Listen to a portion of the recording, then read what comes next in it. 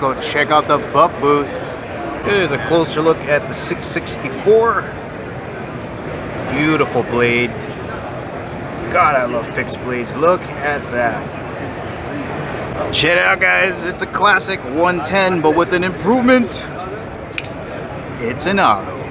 Let's have a look at some of their new everyday carry knives. Looks like we got the Ruckus and the Stinger. All right, let's have a look at this Ruckus here. Looks like we got a frame lock, flipper lever.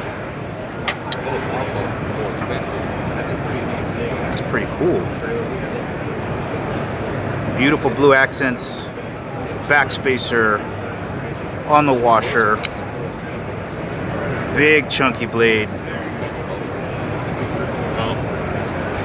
stonewash finish, very thin,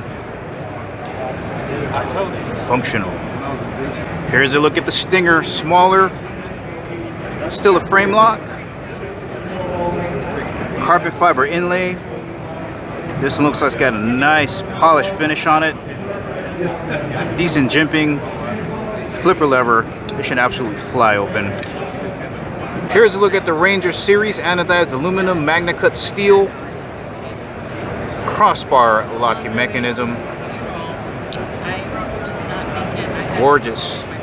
They also have one that is glass filled nylon with 154 cm, which looks like this guy. Yeah, and they did. They were Super lightweight and durable.